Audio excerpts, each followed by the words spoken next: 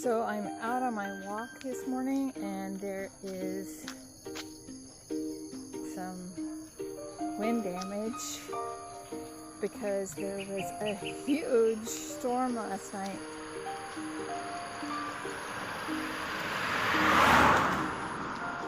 So I don't know what time it was, but I woke up and it seemed like there was a cyclone coming through my living room. And so I walked out into the living room and I have glass doors going out onto the patio, and the glass doors were vibrating because the wind was so strong. So we got through it, and now I'm on my morning walk. And I hear some chickens.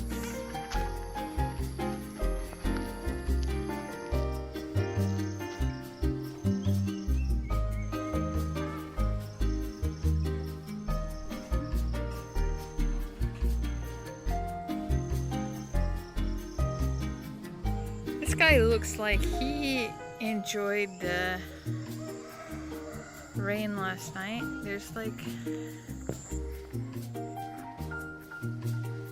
quite a few little flowers starting to appear on this plant. Cool.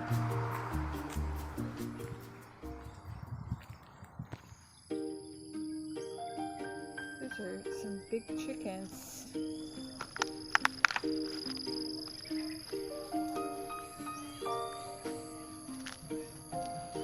Fun fact, did you know that chickens are direct descendants of the dinosaurs?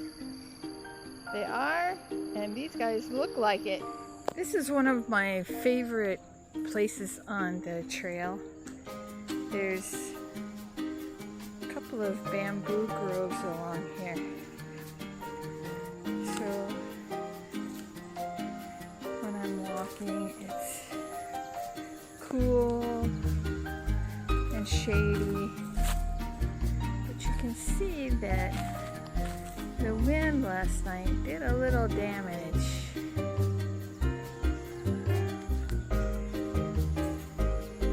And there's lots of leaves on the ground.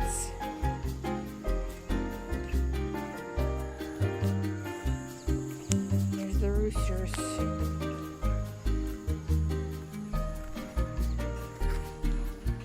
Okay, so should I go straight? The right side goes to the highway. I don't want to go there. Or left. I'm going left.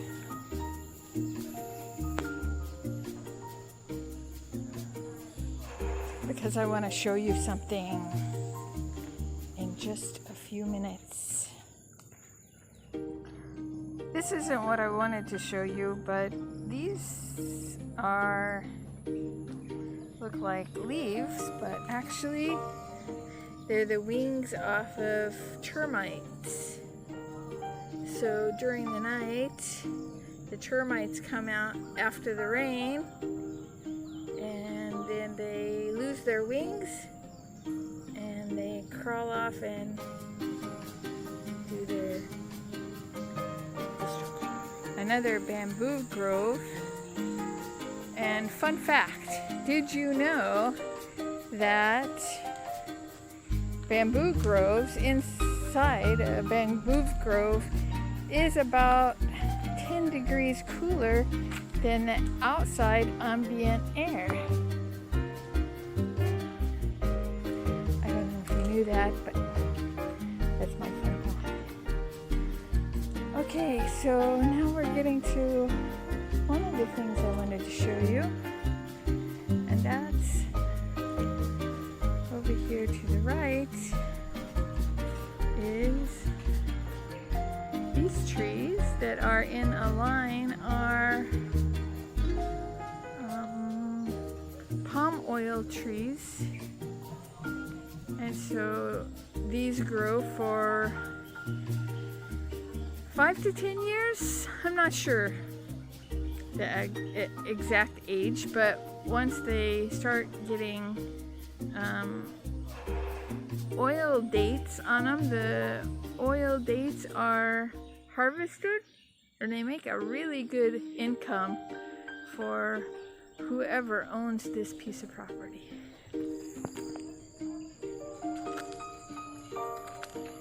This is another thing. This is an old Malay house, traditional house, wooden house, and often the parents build the house and then they have a lot of kids, but then the kids get educated, grow up, and they move away, and then the parents pass away, or maybe they move to be closer to the kids, and then this happens. The houses are abandoned. The people still own the lot, but probably there's many people on the title, so it's hard to clear the title to actually sell the property. Or maybe they don't want to sell the property for sentimental reasons. You can see there's no electricity here. And then the house just like rots if somebody doesn't do something with it. Nowadays, people are taking houses like this and they're dismantling it and reusing the wood, because the wood is a very hard wood, like mahogany, I think, is one of the woods they use here. And so it's a very, very valuable wood. And this is a low part in the road, and so over here there's like a drainage that's cut into the middle, and I see cows down there grazing in the lush grass. And someone did have a garden over here, but it overgrew. It's very hard to keep a garden here because easily the grasses or the vines take over. And you can see on this side, this is actually pineapple. So the pineapple is all in these grasses, and it looks like somebody's trying to cut a path through so that they can start cleaning up this garden. But I tried to tell them that maybe they should put down, get cardboard boxes and put down cardboard in between the rows to keep the grasses out, or looks like they had some kind of cloth, but not enough. So it's quite overgrown, but they're working on it. I can tell they've done a lot of work since the last time I was here. These scooter paths, they're the right size for walking or a couple of scooters to go on. And originally, there weren't roads here in Malaysia. I mean, now there's lots of roads, but originally there were not roads.